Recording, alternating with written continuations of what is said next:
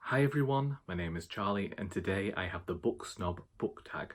I was tagged by Dane over at Dane Reads and this tag was created by Tia and All the Books. I believe that this tag is created so as I can talk about how much of a snob I am. And frankly, if you've watched any of my videos, you should already know that by now. Adaptation snob. Do you always read the book before you see the movie? I don't watch a ton of films. Format snob. You can only choose one format in which to read books for the rest of your life. Which one do you choose? Physical books, e-books, or audiobooks? Physical books. 3. Ship snob. Would you date or marry a non-reader? Of course. I mean, they're not going to touch my books. It's a win-win situation. 4. Genre snob. You have to ditch one genre never to be read again for the rest of your life. Which one do you ditch? Romance. I never read it myself, and who needs love in their life? 5. Uber genre snob. You can only choose to read from one genre for the rest of your life. Which genre do you choose? Fantasy. It's filled with subgenres, and so I've got a load to choose from. 6. Community snob. Which genre do you think receives the most snobbery from the bookish community? I know already that a lot of people have said young adult literature, it is viewed in a different light to other literature. Personally, I don't think it's a genre, it's more of an age bracket, and there are tons of genres that come into that. Therefore, I'm just going to go with the answer that I had prepared, and that is fantasy fiction.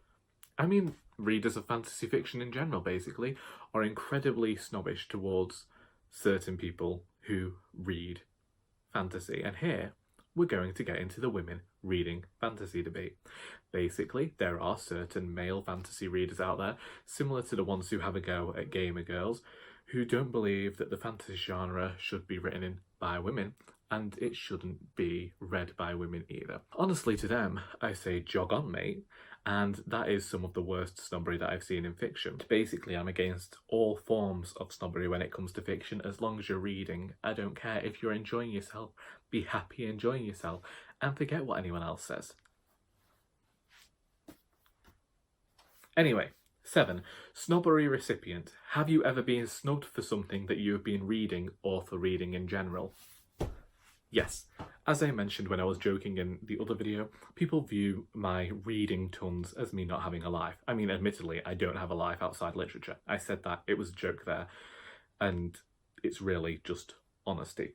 However, that's not what I want to talk about now. I want to talk about when I first started reading The Mortal Instruments way back in 2007, 2008 it was.